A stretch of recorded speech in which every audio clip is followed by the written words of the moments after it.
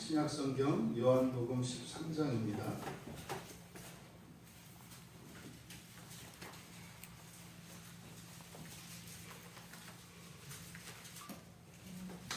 요한복음 13장 34절, 35절 말씀입니다.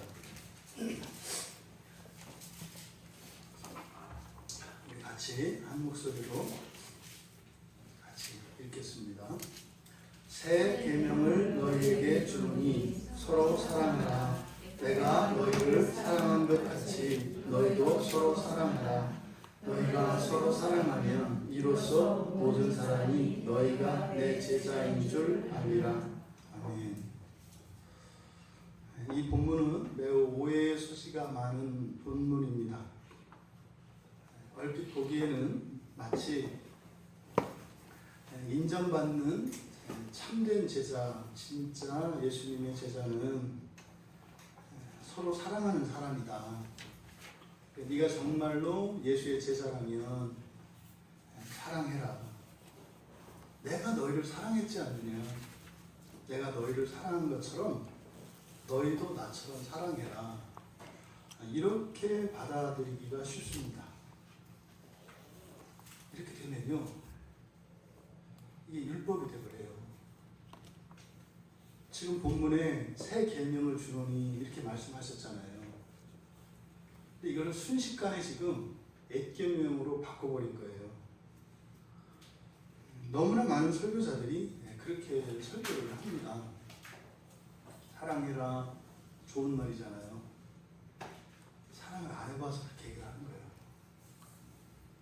사랑하라고 한다고 사랑이 됩니까? 사랑 안 해본 사람들이 이렇게 얘기를 하는 거예요. 그렇게 될 것 같으면 뭐 다 사랑하죠. 사랑은 명령에서 되는 게 아닙니다. 근데 어떻게 우리가 이 말씀을 예수님께서 제자들에게 사랑하라고 명령하신 것으로 이렇게 오해할 수가 있냔 말이에요. 말이 안 되는 거죠. 그리고 여러분, 여기서 서로 사랑하라고 하는 이 계명이 새 계명인가요?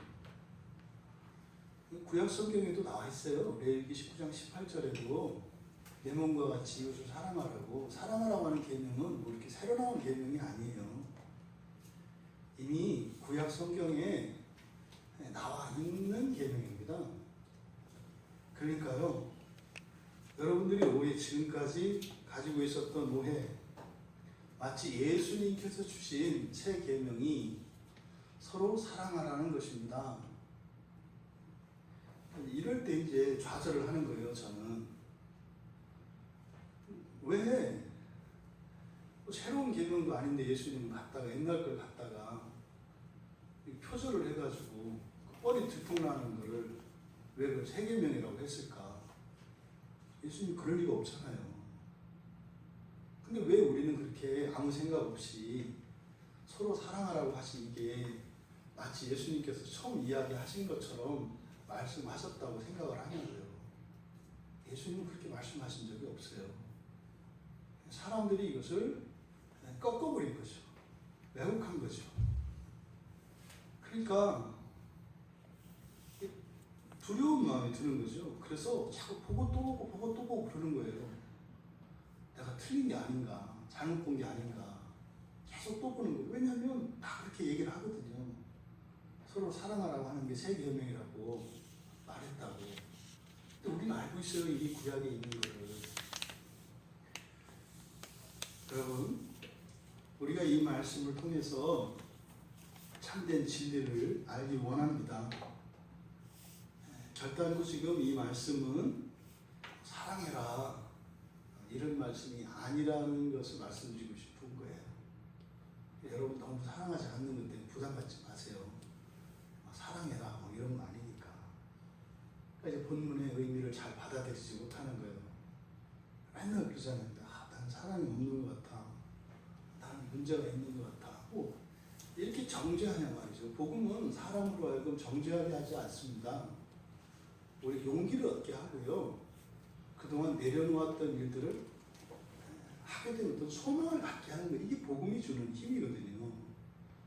보통 우리가 정죄받고 주눅 들고 불안해하고 이것이 옛 계명의 특성입니다. 부디 오늘 이 시간을 통해서 이 요한복음 13장 34절과 35절 말씀이 해방되기를 바라고 그것이 여러분들의 삶 속에 참된 진리로 유익이 되기를 바랍니다.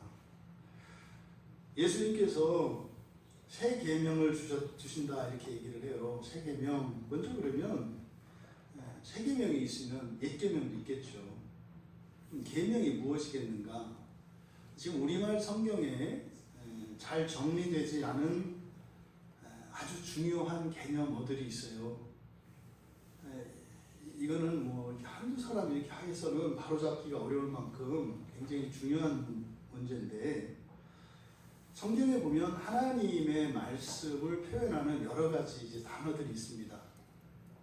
그 가장 대표적인 것을 창세기 26장 5절 우리가 오전에 살펴보았던 창세기 26장의 그 5절 말씀에 보면 명령, 계명, 율례, 법도 이렇게 네 가지가 나와요. 그러면 뭐 명령은 뭐고 계명은 뭐고 율례는 뭐고 법도는 뭐냐 말이죠. 근데 이게 문제는요. 원문 성경의 그 단어들을 똑같이 우리말로 번역되어 있지가 않아요. 그러니까 원문에 있는 다른 단어들을 그냥 우리말 성경과 원문의 성경이 다르다고요. 이 단어를 번역하는 데 있어서.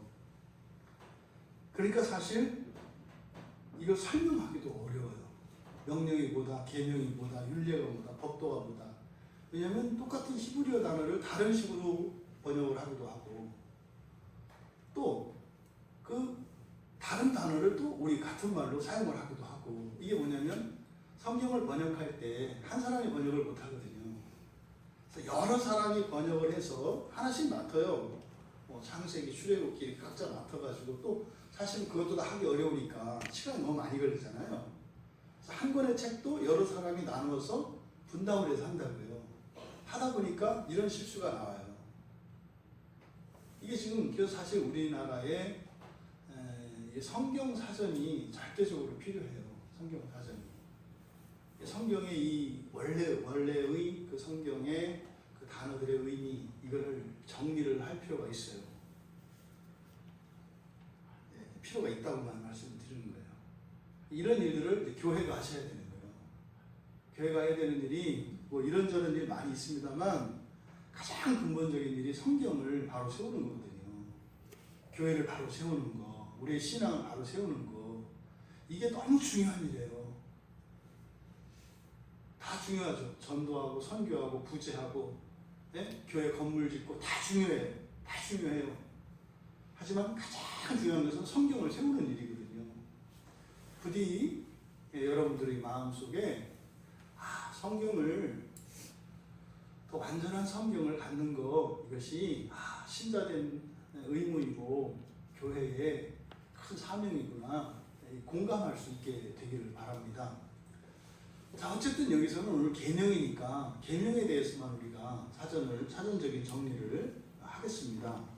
계명은 원래 히브리어로 미츠바라고 하는 말이에요. 미츠바. 그 미츠바는 하나님의 명령을 나타내는 말입니다.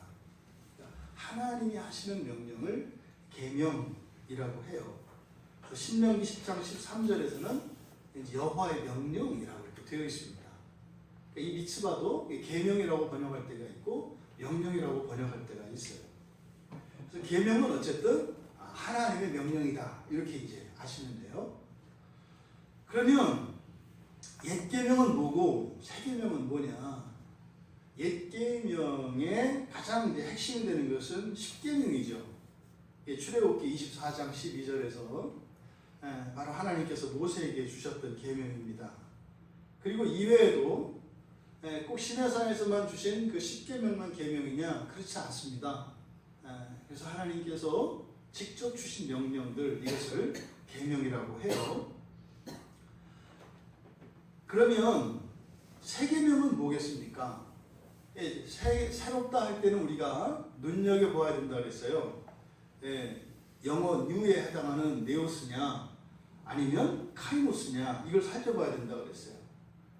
그냥 새 것이냐 헌 것이 아니고 새 것이냐 완전히 질적으로 다른 것이냐 여기서 세계명이다 할 때 세계명은 엔톨렌 카이넨 이렇게 돼 있어요. 엔톨렌 카이넨. 엔톨레가 히브리어로는 계명인데 헬라어로는 그러니까 엔톨레가 계명이에요. 그런데 여기에 붙은 수식어가 네오스가 아니라 카이노스예요. 그러니까 뭐예요? 완전히 새로운 계명 이런 뜻이에요. 그럼 여러분 아까 말씀드렸던 것처럼 그냥 카이노스가 아니라 네오스가 안 돼요. 사랑하라는 말은. 왜요? 이미 구약에 나와 있으니까. 카이노스는 그만두고 네오스도 안 되는 거예요. 사랑하라가 세계명이 안 된다니까요. 그러니까 어떻게 말도 안 되는 소리를 이런 거짓말을 하냐 말이죠.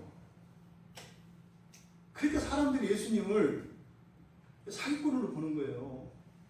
그리스도인들 마음속에 그게 있다니까요. 본인들은 그렇게 생각 안 하죠. 왜 우리가 신앙생활 열심히 안 하는 줄 아세요? 하나님이 사기꾼처럼 보여요. 말만 안 할 뿐이에요. 아니 구약 성경에도 나와 있구만 그걸 왜 새거라 그래? 요즘 문제되고 있는 게 이게 표절이에요. 표절. 가수도 이렇게 하면 큰일 나는데 하나님이 돼가지고 그러니까 뭐예요? 그냥 눈 감고 지나가는 거예요. 뭐 오줌 있으면 그랬으랴. 또 보면 또 나한테 뭐라고 안 하니까. 그러니까 속으로는요. 하나님을 깔본다고요. 이게 계산되는 게 아니에요. 본능적으로 그렇게 되는 거예요. 그러니까 하나님을 만만히 보죠. 재탕 삼탕 우려먹으면서 그걸 뻔히 알고 있는데 그를 새 것이라고 이야기하는 예수에게 무슨 기대할 게 있겠어요. 나보다도 정직하지 않은데. 그거는 예수님이 그러신 게 아니라 후대에 거짓 교사들이 그렇게 예수님에게 누명을 씌운 거죠. 사랑하라. 이것은 새로운 거 아닙니다. 이거는 그냥 하나님의 명령이에요. 하나님의 계명이에요. 그렇다면 이 새 계명과 여기서 이야기하는 새 계명, 예수님께서 새 계명을 주셨다고 했단 말이죠. 그러면 여기서는 카이노스라고 했으니까 완전히 새로운 거라고 했어요. 완전히 새로운 거. 뭐가 그렇게 완전히 새로울까? 그럼 일단 계명의 기준이 되는 것은 앳계명이에요. 구약에 나오는 앳계명이 기준이 됩니다. 그러면 앳계명과 완전히 다른 거겠죠. 뭐가 그렇게 다를까? 하나하나 조문들을 이야기하는 것이 아니라 성격을 말하는 거죠. 명령은 같은 명령이죠. 예수님도 하나님이세요. 그러니까 예수님이 말씀하시면 계명이죠. 구약에서 여호와 하나님이 말씀하시면 계명이죠. 다 계명이에요. 근데 무슨 말이에요? 그때 주신 명령과 지금 예수님이 주시는 명령은 완전히 질적으로 다르다. 이게 포인트입니다. 그러면 뭐가 예수님이 주시는 계명이 뭐가 다르냐? 여러분 옛 계명과 예수님이 주시는 계명 옛날 계명은 많아요. 예수님의 계명은 적어요. 그렇게 많지 않아요. 예수님이 하신 말씀이라 그렇게 많지 않다고요. 그러니까 옛 계명은 복잡해요. 복잡하고 절차도 많고 형식도 많고 아주 골치 아프게 많습니다. 근데 예수님은 간단 명료해요. 간단 명료해요. 예수님께서 복잡하게 설명하지도 않고 여기다가 무슨 형식 같은 거 없어요. 그래도 사람별로 나눠야 되고 이런 것도 없어요. 이방인 제사장 이런 거 없어요. 그냥 똑같아요. 쉬워요. 그런 의미에서 새 계명 이해되시죠? 납득이 되시잖아요. 납득이 돼야 되는 거예요. 두 번째로 옛 계명과 예수님이 그러니까 여호와 하나님의 명령인 옛 계명과 예수님의 명령인 새 계명 조심할 것은 서로 다르다고 얘기하는 게 아니에요. 시대가 바뀌면서 하나님의 계시가 점점 나오면서 기능이 달라졌다는 의미예요. 내용이 잘못됐다 이런 건 아닙니다. 그러면 옛 계명의 목적은 뭘까요? 그러니까 흔히 말해서 율법이라고도 이야기하죠. 그래서 이 옛 계명은요 부패한 본성을 고발합니다. 너 어젯밤에 네가 한 일 내가 알고 있어. 옛 계명 이런 식으로 나온다고요. 너 10년 전에 그때 거기서 나 알고 있어. 이런 식으로 나와요. 옛 계명. 그래서요 우리를 정죄해요. 그래서 어떻게 해요? 우리가 죄인이라고 하는 것을 막 소리 지릅니다. 넌 죄인이야. 이게 옛 계명의 기능이에요. 그런데 이 새 계명은 거듭난 사람들의 선한 본성을 발휘할 수 있게 하는 계명이에요. 완전히 달라요. 옛 계명은 이렇게 우리 죄를 지적하고 우리가 죄인이라고 하는 것을 인정하지 않을 수 없도록 끊임없이 정죄하는 것이었다면, 새 계명은 거듭난 사람들에게 그들 안에 새로 생긴 그 선한 본성을 따라 살아갈 수 있도록 하는 것이 바로 예수님의 명령이고 가르침이에요. 그러니까 이것이 다른 거죠. 옛 계명을 보십시오. 옛 계명은 모든 계명을 다 지키고요, 하나만 어겨도 다 어긴 게 돼요. 와, 뭐 이런 게 어디 있어요? 또요, 계속 지키다가 지금 잠깐 안 지키면 안 지킨 게 돼요. 스트레스 이렇게 받지 않으세요? 이게 옛 계명의 특징이에요. 게다가 다 지켜도 부지 중에 모르고만 해요. 일부러 그런 것도 아니고. 부지 중에 작은 것 하나만 그렇게 어겨도 다 어긴 게 돼요. 제가 얘기하면 할수록 짜증이 더 나는 거예요. 이게 옛 계명의 특징이에요. 그래서요, 사도 바울이 로마서 7장 9절에서 그런다고요. 옛 계명으로 죄가 살고 내가 죽는다 그래요. 내가 죽겠네, 죄가 살고. 이게 옛 계명의 특징입니다. 근데 새 계명은 뭐라 그랬어요? 거듭난 백성들에게 주시는 것이고 하나님의 뜻을 따라 선을 행하며 살 수 있도록, 또 그런 권리를 실현할 수 있도록 하는 것이 이 계명이에요. 그래서 예수님의 계명은 무겁지 않다, 이렇게 얘기한다고요. 그리고 새 계명을 지키는 것은 하나님을 사랑하시는 것이다. 여러분, 옛 계명 안에 있는데 하나님 어떻게 사랑하겠어요? 눈치 봐야지. 네? 여차하면 죽으라고 했던 게 다 무너지는데 무슨 사랑이에요? 눈치 보면 살게 되죠. 이 새 계명이라고 하는 것은 그래서 하나님의 사랑 안에 거하는 것이 돼요. 그러니까 완전히 옛 계명과 새 계명은 완전히 다르죠. 그래서 이 옛 계명과 새 계명의 이런 기능, 또 그 목적이 다르고, 세 번째로는 옛 계명은 그냥 문자입니다. 조문이지요. 그냥 문자예요, 문자. 옛 계명은. 새 계명은 능력이고 생명입니다. 그래서 예수님의 이 명령은 완전히 달라요. 옛 계명은 사망을 가르쳐 줄 뿐이에요. 로마서 7장 10절에서 넌 죽은 목숨이야. 이게 옛 계명이 가르쳐 주는 거예요. 그래서 너 죽었다고, 그래서 까불지 말라고, 이거요. 그게 뭐예요? 차라리 알려주지는 말지. 죽을 때 죽더라도 속편하게 살다가 죽게. 근데 그 꼴도 못 봐. 살아도 불편하게, 놀아도 그냥 불안하게 만들어. 이게 옛 계명이에요. 그게 뭐예요? 그냥 문자예요, 문자. 옛 계명은요, 연약하고 무익해서 폐해졌다. 히브리서 7장 18절에 그렇게 나와요. 힘이 없단 말이에요, 옛 계명은. 그리고 이익이 안 된단 말이에요. 그래서 어떻게 했다? 없애버렸다. 이렇게 얘기를 한다고요. 이 얘기는 그럼 구약에 있는 모든 말씀들이 의미 없느냐, 그 얘기를 하는 게 아니에요. 전체의 계명의 그 기능에 대해서 얘기를 하는 겁니다. 근데 마침내 이 새 계명, 예수님이 주신 이 계명은 마침내 그 하나님의, 즉 옛 계명까지도 다 지킬 수 있는 힘을 주시고, 또 그 옛 율법의 그 정신, 그것을 행할 수 있도록 하게 하시는 명령이 새 계명입니다. 그래서 새 계명은 능력이라고 하는 거예요. 예수님의 계명은 능력입니다.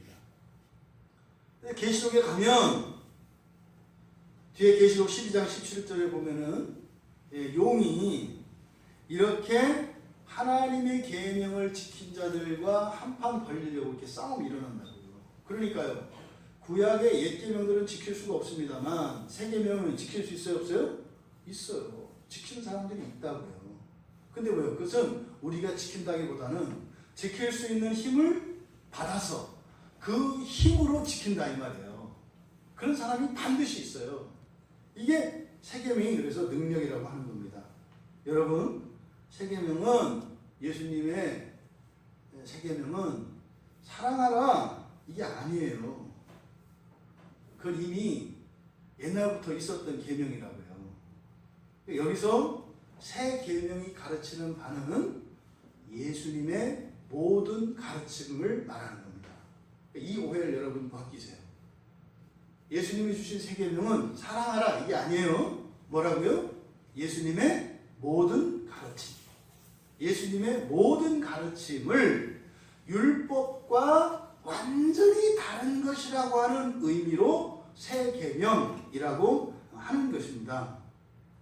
구약의 여호와의 명령도 계명이지 않습니까? 그러니까 하나님의 명령인 것은 틀림이 없다고요. 또 예수님의 가르침, 예수님의 명령도 다 새 계명이고요. 그러니까 사랑하라고 하는 계명은 하나님의 계명인 거 맞아요. 구약에서도 신약에서도 틀림없이 사랑하라고 하는 그 말씀은, 그 가르침은 하나님의 가르침인 건 틀림없어요. 그것이 새 계명은 아니다. 그래서 요한복음 15장 12절에 가면 이 사랑하라라고 하는 이 계명이 새 계명이라고 하지 않으시고 내 계명이라고 해요.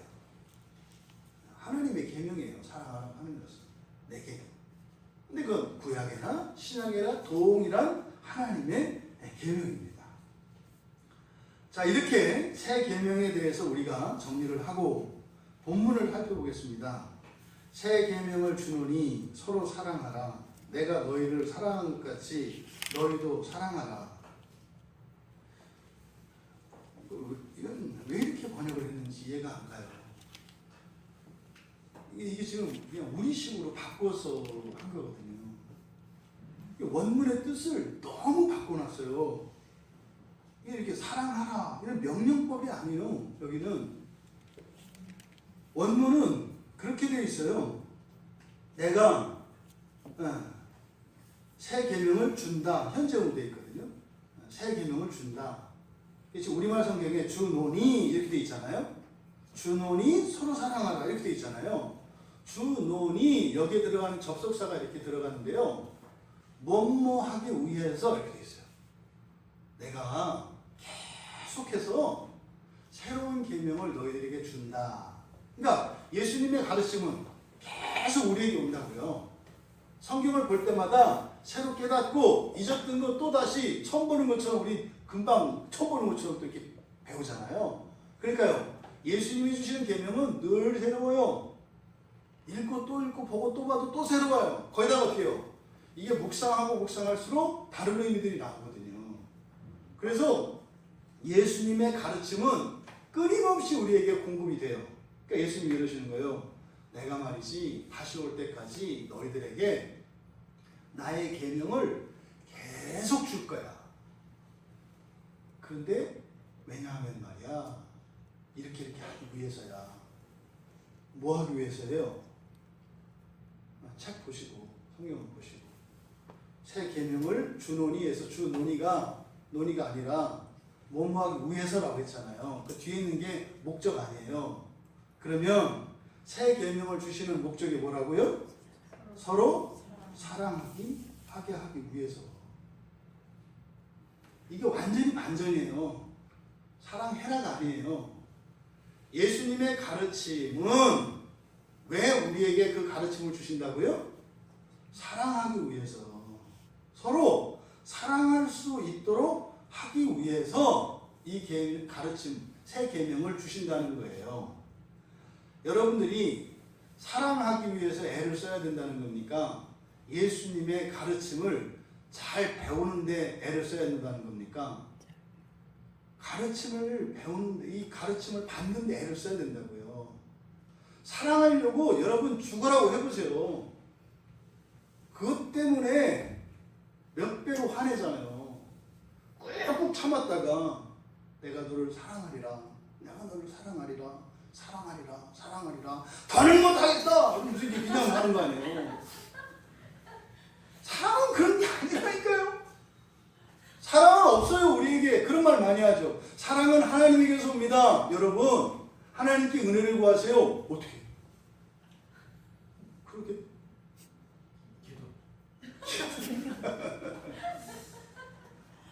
오래된 신앙 경력을 자랑하는 거예요. 지금 여기서 말하고 있잖아요. 사랑이 어떻게 생긴다고요? 예수님의 가르침을 잘 따르면. 여러분 사랑하기 원하세요? 사랑받기 원하세요? 예수님이 주시는 계명을 잘 받으라는 거예요. 예수님의 계명을 젖혀놓고 사랑하려고 하는 이런 시도가 얼마나 많이 있었는지 몰라요. 하나님의 말씀을 꺾어버리고 우리가 아무리 인본적으로 인간적으로 그저 친절을 베푸고 참고 그분이 나오는 게 뭐예요? 고린도전서 13장에 나오잖아요. 13장 4절에서 7절까지 사랑이 나와 있잖아요. 오래 참고 온유하고 시기하지 않고 자랑하지 않고 교만하지 않고 무례히 행하지 않고 자기 유익을 구하지 않고 성내지 않고 악한 것을 생각하지 않고 불의를 기뻐하지 않고 진리와 함께 기뻐하고 참고 믿고 바라고 견디고 와 못하겠다.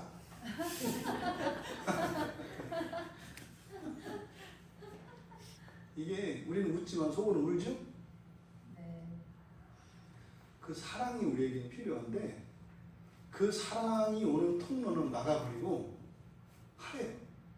그러니까 뭐예요? 여러분 다 피자 사잖아요. 생명을 짜고 뭘 짜가지고 여러분들 무엇을 갖다가 이렇게 하려고 하잖아요. 근데 교회에서 맨날 뭐 사랑이고 하나님 거라네? 웃기는 소리지. 내가 지금 그 사랑하느라고 지금 돈을 들인 게 얼마고 속 끓인 게 얼마고 그동안 한 게 얼마인데 무슨 이게 사랑 안 하는 사람들이나 이런 얘기를 하지. 이게 모르니까 경험한 적이 없으니까. 성경에서 말하는 사랑은 되는 사랑이에요. 그냥 저절로 하는 사랑이 아니에요. 되는 사랑이에요. 되는 사랑. 그 통로가 뭐라는 거예요? 세계명. 세계명이 뭐라고요? 예수님의 가르침. 예수님의 가르침을 잘 알고 그것을 지키면 나도 모르는 새에 이 고린도전서 13장의 4절에 7절의 말씀이 내 안에 이루어지고 있는 걸 보게 돼요. 나는 그렇게 하고 있는지 몰라요. 근데 사람들이 그렇게 얘기를 하는 거예요. 야, 저게 사랑인가 봐. 난 하는지 몰라. 그런데 그렇게 설명이 되고 묘사가 될 뿐이에요. 여러분, 그 고린도전서 13장에서 이야기하는 이런저런 사랑에 대한 그 설명들, 이거를 한마디로 간단히 정리합시다. 이게 뭐라고요? 이게 사실 오늘 저녁 설교 제목이 마냥 챙겨주는 공동체예요. 뭐라고요? 이게 마냥이 안 마냥 같아요, 여러분들. 마냥, 이거 마냥이 아니에요. 마냥이죠. 한번 해보세요. 마냥 챙겨주는 공동체. 예. 이 마냥이라고 하는 말에는 제한도 없고 한계도 없고 끝도 없어요. 그냥이에요, 그냥. 마냥. 이 사실은 이 고린도전서 13장에서 진술하고 있는 이 사랑에 대한 이런 진술들, 그거를 요약해서 그냥 쉬운 우리의 말로 하자면 마냥 챙겨주는 겁니다. 마냥 챙겨주는 공동체. 이게 바로 교회의 공동체입니다. 그러니까요, 그냥 무던히 서로 챙겨주고 또 챙겨주기만 하는 게 아니에요. 챙김을 받아요. 왜요? 서로 사랑하라 그랬잖아요. 그러니까 서로 사랑하게 하기 위해서 그랬잖아요. 그러니까 사랑을 하기도 하고 사랑을 받기도 하고. 그러니까 어떤 사람은 사랑을 하고 어떤 사람은 사랑을 받고 매우 잘못된 거예요. 마치 오래된 사람들은 나보다 교회 늦게 오고 뭐 나이도 어리고 신앙생활 못하는 사람들을 조금 더 일방적으로 사랑해 줘야 하는 것처럼 완전히 잘못된 거예요. 그게 아니에요. 그거는 여기서 말하는 사랑이 아니죠. 진리와 상관이 없는 사랑이죠. 사랑은 그냥 되는 겁니다. 그러니까 서로가 주고 받는 거예요. 주는 사람도 주는지 몰라. 근데 받아. 또 주는 사람이 절대로 그것을 자기의 공로로 생각하지 않아요. 줬는지도 몰라. 그냥 이렇게 했을 뿐이에요. 근데 자꾸 나보고 그러니까 이상해 사람이 아주 곤란해지는 거예요. 그랬더니 또 뭘 이랬더니 또 겸손하다고 그러잖아. 또 뭐가 또 이런 거죠. 여러분 이 사랑이라고 하는 그것이 하나님으로부터 우리에게 공급되어지는 것이고 그것이 들어오는 통로가 바로 예수님이 계속해서 그 가르침을 주시는 목적이라는 겁니다. 두 번째로 이 세 계명을 주시는 목적, 첫 번째가 서로 사랑하기 위해서 하게 하기 위해서 하는 것이고 두 번째는요, 내가 너희를 그러니까 사랑하되 내가 너희를 사랑하는 것처럼 너희도 서로 그렇게 사랑할 수 있도록. 그냥 사랑이 목적이 아니에요. 그러니까 사랑도 이 세상에 없는 건데요. 사랑도 그냥 사랑이 아니라 예수님께서 우리를 제자들을 사랑하셨던 것처럼 우리가 예수님처럼 서로 사랑할 수 있게 하기 위해서 새 계명을 계속 주신다는 거예요. 그러니까 이거는요 주님의 약속이죠. 니들 나하고 똑같이 한다? 아니 나보다 더 나을 거야. 그럼 우리 뭐라 그래? 에이 뭘 또 우리는 예수님처럼 못해요. 그렇게 절대로 안 할 거예요. 뭐 사랑 안 하겠다고 겸손을 가장해서. 예수님이 분명히 말씀을 하셨죠. 주님이 목숨을 내어주시기까지 사랑을 하셨는데 그러니까 우리가 그 사랑을 안 하려고 그래요. 그게 무슨 말이에요? 그것이 나의 공로가 되거나 두려움이 되거나 주저함이 없이 그런 존재로 변한다는 거죠. 그러니까 예수님의 이 세 계명, 다시 말해서 끊임없이 주시는 예수님 말씀에 대한 이 가르침, 이것이 그렇게 예수에 이르기까지, 예수님의 사랑의 분량에 이르기까지 우리가 사랑할 수 있게 하기 위해서 주셨다는 겁니다. 세 번째 세 계명을 주신 목적이 15절입니다. 너희가 서로 사랑하면 이로써 모든 사람이 너희가 내 제자인 줄 알리라. 이거 자격같이 나와 있잖아요. 사람들한테 물어봐서 너희들이 서로 사랑 안 했으면 내 제자 아니야? 이렇게 가면 안 된다 이 말이에요. 이렇게 너희들이 서로 사랑하게 해요. 뭐 하기 위해서? 뒤에 있는 행위 마찬가지예요. 위에서요. 모든 사람이 너희가 내 제자인 걸 알게 하기 위해서. 뭐겠어요? 그 사랑이 세상으로 흘러가게 하기 위해서 이런 말이죠. 이 교회 공동체는 무슨 공동체라고요? 마냥 챙겨주는 공동체인데 그것을 보고 세상 사람들이 어떻게 해요? 따라 배우게 하기 위해서. 그러니까 예수님의 마음은요, 예수님께서 새 계명을 주신 목적은요, 이 세상이 그렇게 마냥 서로 챙겨주는 그런 세상이 되기를 원하시는 거죠. 왜 그러겠어요? 그게 하나님 나라예요. 그게 하나님 나라예요. 그러니까 지상에서 이렇게 예수님께서 이런 공동체를 너희들에게 주려고 한다라고 하는 것은 사실은요, 장차 임할 그 하나님 나라의 성격이 바로 마냥 챙겨주는 공동체라는 것을 가르쳐 주시는 거죠. 이런 의미에서 그 일반 사람들에게 떠돌아다녔던 그 유머, 천국과 지옥의 차이는, 천국과 지옥은 똑같다. 그런데 천국, 지옥은 이 세상과 다른 것은 젓가락이 1m다. 그래서 천국은 서로 넣어주고, 지옥은 자기가 먹으려고 해서 못 먹어가지고 굶어 죽는, 근데 죽지는 않고 계속 배만 고픈, 앞에는 산의 진미가 차려져 있는. 그러니까 마냥 챙겨주는 공동체로서의 천국은 맞네요. 젓가락 1m짜리가. 여러분, 예수님께서 이렇게 새 계명을 주신 목적을 이렇게 세 가지로 정의했는데, 결국 교회 공동체라고 하는 것은 예수님의 새 계명으로 자신도 챙기고 또 다른 지체도 챙겨주고 또 서로 그렇게 챙겨주고 챙겨받으며 세상을 챙겨줄 수 있는 공동체라고 할 수 있겠습니다. 마냥 챙겨주는 공동체에서 누리는 사랑은 바로 천국의 그 복락을 미리 맛보게 하는 것이죠. 그래서 교회 공동체 안에서는요, 이런 상대방의 허물과 결함으로 인해서 발생하는 고통이 있습니다. 불편이 있습니다. 이런 것 때문에 더 사랑하기 위해서 결국은요, 예수님의 새 계명으로 가는 거예요. 그렇게 당사자들끼리 풀고 하는 것이 아니라 더 큰 사랑이 필요하니까 예수님의 말씀 속으로 들어가는 거라고요. 그랬을 때 하나님의 사랑이 더 부어지고, 하나님의 사랑이 부어지면 다른 사람의 실수와 허물들 때문에 겪는 불편을 잘 견딜 수 있는 사람이 되는 것뿐만 아니라 그 사람이 더 이상 실수하지 않는 그런 존재의 성숙으로 나타나요. 완전히 일거양득이라고요.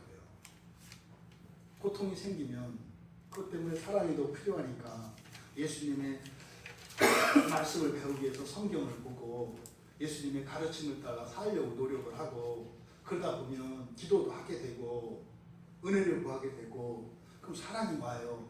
사랑은 개인적으로 오지 않아요. 공동체적으로 온다고요. 그 사랑이 나는 좀 더 큰 고통도 견딜 수 있는 사람으로 변하고, 그와 동시에 그 사람은 더 이상 다른 이들에게 고통을 주지 않는 사람으로 변화가 돼요. 그러니까 교회 공동체가 점점점 자라나면 더 거칠고 험한 사람들이 와도 품을 수가 있는 거예요. 이게 큰 교회죠. 이게 진짜로 힘 있는 교회고, 이게 살아있는 교회라고요. 근데 허리를 뚝 잘라놓고 바로 이 새 계명이 사랑하라, 이게 새 계명이라고 그러니까 여기서 이미 통로를 딱 막아버렸어요. 그러니까 교회 안에서 죽어나는 거예요. 뭐 때문에? 사랑하라는 말 때문에. 미워 죽겠는데 사랑하래. 그러니까 자꾸 연기력만 들잖아. 연기력만. 그러니까 연기력 들어야지 좋은 게 뭐예요? 사진 찍는 거 하나 좋죠. 나만 웃을 수가 있으니까. 그러니까 요즘 애들이 뭐예요? 다 배우되려고 하잖아요. 교회에서 연기가 판치니까. 여러분 잊지 마십시오. 이렇게 고통 때문에, 공동체 안에 있는 고통, 불편, 이것 때문에 우리가 더 큰 사랑이 실제적으로 필요하고, 그 사랑을 채우기 위해서 우리가 예수님의 가르침을 따라 살아가고, 그렇게 함으로써 사랑이 확장되어 가고, 그러면서 개인과 공동체가 자라가는 거죠. 마냥 챙겨주는 이 공동체의 사랑, 그것은 예수님의 가르침을 따를 때라야 가능하다는 사실입니다. 예수님의 가르침을 배우십시오. 그리고 예수님의 가르침을 따라 살아가려고 노력하십시오. 그리고 은혜를 구하십시오. 그것이 하나님께서 이 땅에 교회를 세우신 목적입니다. 그러면 우리 서로 사랑하며 성장하고 성숙해 가게 되는 겁니다. 그렇게 마냥 챙겨주고 또 마냥 때로는 챙겨받으며 그런 참된 교회 공동체를 맛보고 세상이 보고 그것을 알게 되고, 결국 교회에 마냥 챙겨주는 이 사랑이 예수님의 가르침을 통해 세상 속으로 들어가게 되죠. 그것만 가져서 따라서 배우는 게 아니죠. 그 사랑은 어디서 온다고요? 예수님의 새 계명, 예수님의 가르침에서 온다고요. 그러니 그렇게 좋아 보이는 그런 삶을 살기 위해서 이 사람들이 결국은 받아들이는 게 무엇이겠어요? 예수님의 계명이겠죠. 그러면 이 세상 사는 데만 좋은 것이 아니라 영생을 누리게 되잖아요. 예수님의 새 계명에 대한 오해가 벗겨지기를 바랍니다. 우리 교회 공동체 안에 이렇게 마냥 챙겨주는 이런 공동체의 사랑이 그리스도께서 주시는 그 모든 가르침을 통해서 끊임없이 공급되기를 바랍니다. 그러니 어떻게 성경을 안 보고 성경 공부를 안 하고 설교를 안 듣고 어떻게 인생이 더 좋아질 수 있어요? 없다고 이야기하는 거죠. 그럴 순 없다. 예수님의 가르침을 알지 못하고는 사랑이 생겨나지 않는다.